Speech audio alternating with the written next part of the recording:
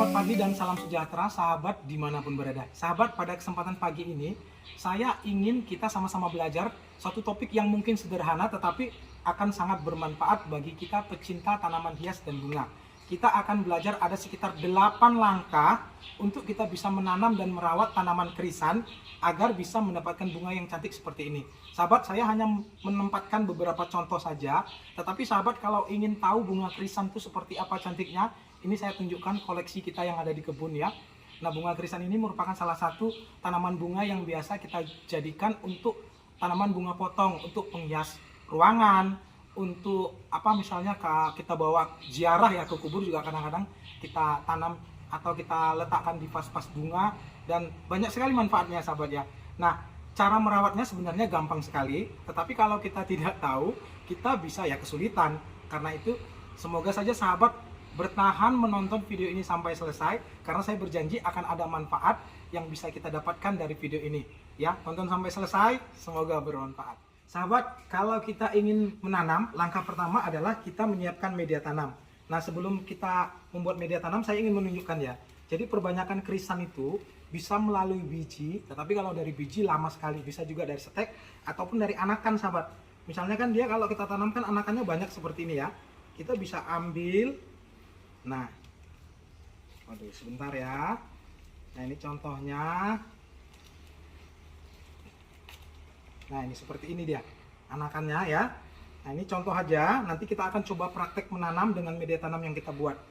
Cara membuat media tanamnya adalah kita menggabungkan antara satu bagian tanah gembur, satu bagian pupuk kompos ataupun pupuk kandang yang sudah difermentasi ya, yang sudah jadi tanah, dan sekam yang sudah juga difermentasi ya. Jangan sekam yang masih baru karena ini bisa menyebabkan jamur. Sahabat, cara mengolah sekam menjadi sekam fermentasi ataupun sekam bakar ataupun abu sekam dan manfaatnya dan cara membuatnya saya sudah membuatkan videonya. Silahkan klik, ada link videonya ada di deskripsi ya. Semoga bermanfaat karena ini kan pengolahan sekam ini penting untuk kita yang suka bercocok tanam lah, bisa dipakai untuk macam-macam. Nah, ini kita campur satu bagian masing-masing. Nanti jadinya seperti ini ya sahabat ya. Nah, setelah jadi seperti ini, nah ini kalau misalnya bahan-bahannya belum difermentasi, tadi sekamnya masih sekam yang baru, pupuk kandangnya masih pupuk kandang yang baru, ya biasanya kita biarkan dulu ini ya, biarkan dulu sekitar 1 sampai 3 bulan bahkan nggak apa-apa. Nanti kalau sudah muncul rumput-rumput dia tandanya dia biasanya sudah siap untuk ditanami. Tetapi kalau misalnya dia sudah difermentasi semua, kita bisa campur dan langsung pakai. Nah, misalnya seperti ini, kita bisa langsung pakai ya. Kita letakkan aja seperti ini. Kemudian ini media tanam ya yang sudah kita siapkan tadi, campurannya semua 1:1. Kemudian bibit tanaman ya boleh setek ya, kita potong ataupun anakan seperti ini ya, ataupun dari biji kita semai, nanti setelah tumbuh kita pindahkan seperti ini. Ini cukup seperti ini saja.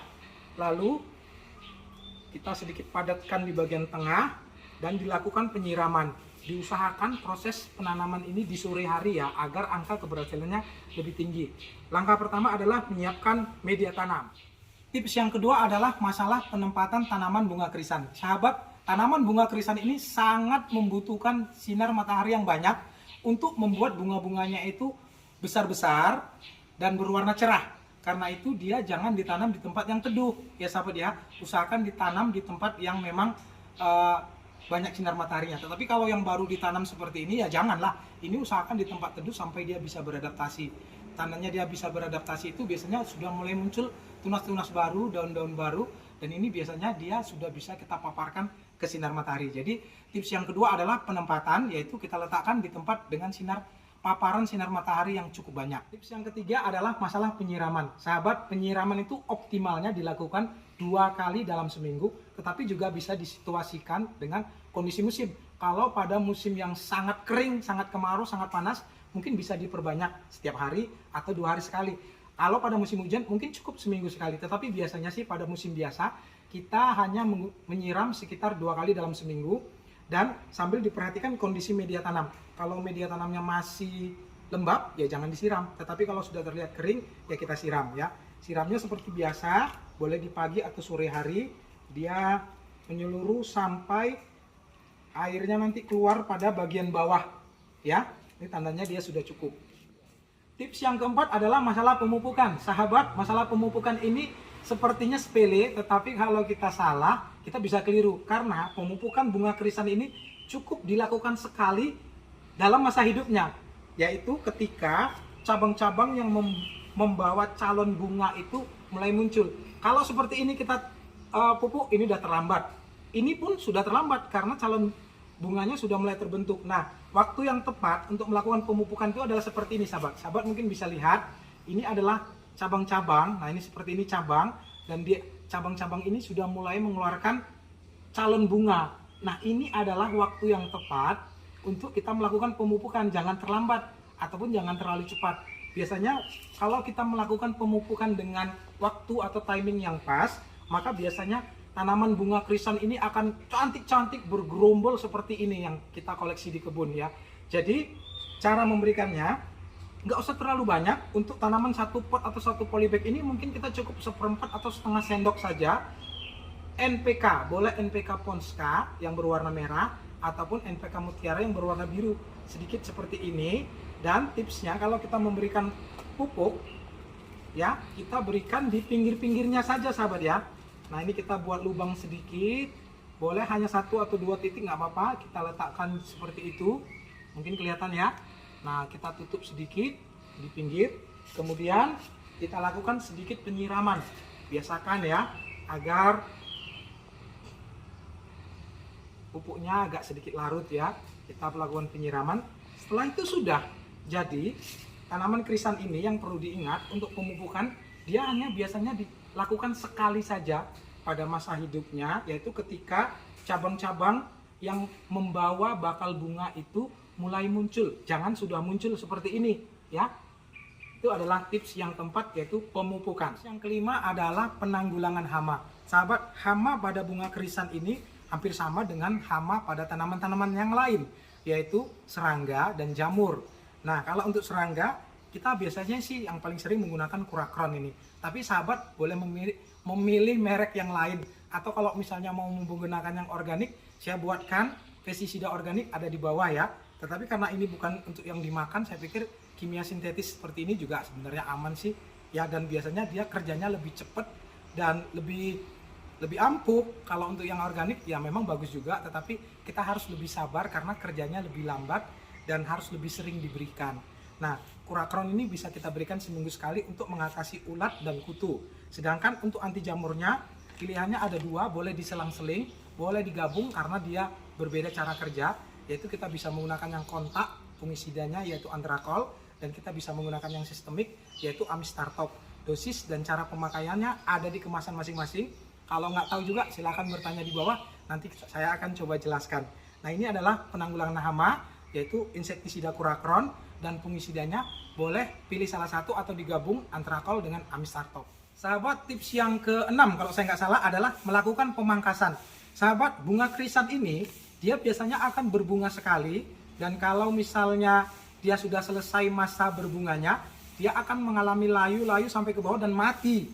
Karena itu, agar dia bisa berbunga berulang-ulang dan bisa tahan lama, kalau dia sudah berbunga sempurna seperti ini, kita melakukan pemangkasan, sahabat.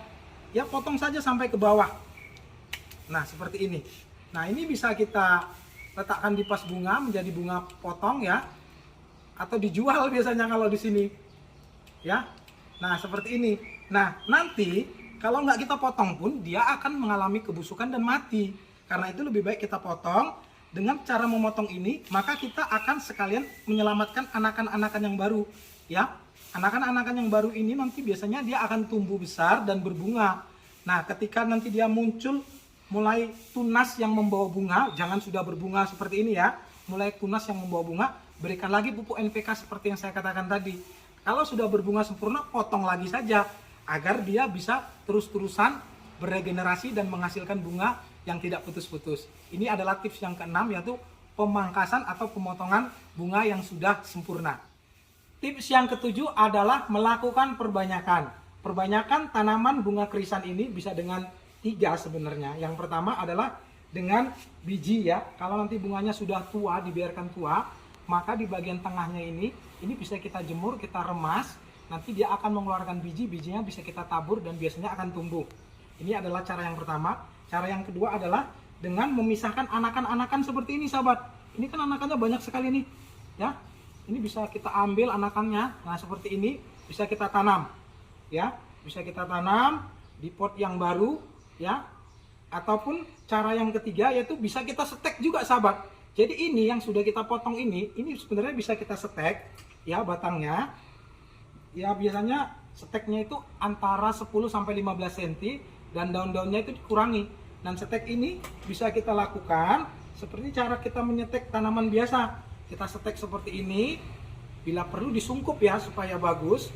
Ya, kalau mau menggunakan zat perangsang akar juga banyak pilihannya. Saya sudah membuatkan video ada 10 zat perangsang akar kalau kita melakukan setek tanaman apa saja agar berhasil. Ya, jadi intinya cara memperbanyak tanaman krisan ini ada 3. Melalui biji pada bunga yang sudah tua, kemudian melalui anakan yang tumbuh di samping-samping tanaman induknya, ataupun yang ketiga melalui penyetekan. Sahabat bisa memilih yang manapun biasanya berhasil kalau kita melakukan dengan cara yang benar. Itu adalah tips yang berikutnya, yaitu masalah perbanyakan. Tips yang terakhir, tips yang ke-8 adalah melakukan repotting, pemindahan pada pot yang baru dengan media tanam yang baru. Jadi sahabat, tanaman-tanaman yang sudah terlalu lama, misalnya tumbuh kita potong, ya, biasanya dia akan muncul anakan-anakan baru dan terus-terusan berbunga. Tetapi lama-kelamaan media tanamnya akan padat, akarnya akan padat seperti ini, sahabat. Sahabat bisa lihat. Dan ini kalau diteruskan, biasanya pertumbuhan tanamannya akan kurang jadi bagus. Terlihat ini ya, dia mulai agak lebih kerdil dan kekuning-kuningan, kekurangan nutrisi. Nah, ini merupakan tanda tanaman bunga krisan ini perlu kita pindahkan ke pot yang lebih besar dengan media tanam yang baru.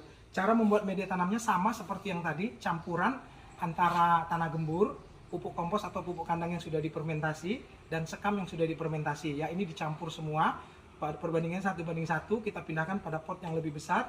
Ini kita buka ya seperti biasa, dan kita pindahkan pada pot yang baru. Nah, tipsnya memindahkan tanaman ini sebaiknya dilakukan di sore hari. Kemudian jangan lupa setelah memindahkan disiram dulu, dan jangan digeser-geser setelah dipindahkan sampai dia beradaptasi kuat, muncul tunas-tunas baru sehingga dia bisa diletakkan di tempat yang panas. Sebelumnya diletakkan di tempat yang agak teduh dulu, sahabat ya. Sahabat, waduh, saya mohon maaf sampai belibet ngomongnya. Sahabat, mungkin itu saja yang bisa saya sampaikan tentang 8 tips untuk kita bisa menanam tanaman bunga krisan seperti yang kita lakukan di kebun ini. Dan sahabat, mudah-mudahan bisa bermanfaat ya. Kalau sahabat ingin mencoba menanamnya, sebenarnya saya mempunyai seorang teman, namanya Mas Aldi ya. Dia merupakan mahasiswa IPB yang dia mempunyai nursery di sini di tempat kami ya.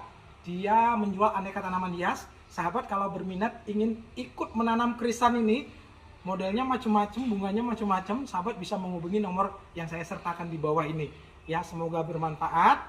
Ya, tetap semangat dan jangan kendor ya. Banyak yang kita sudah mulai bosan dan tidak percaya dengan pandemi COVID-19. Tetapi saya pikir jangan kendor, tetap lindungi diri, tetap melakukan prokes.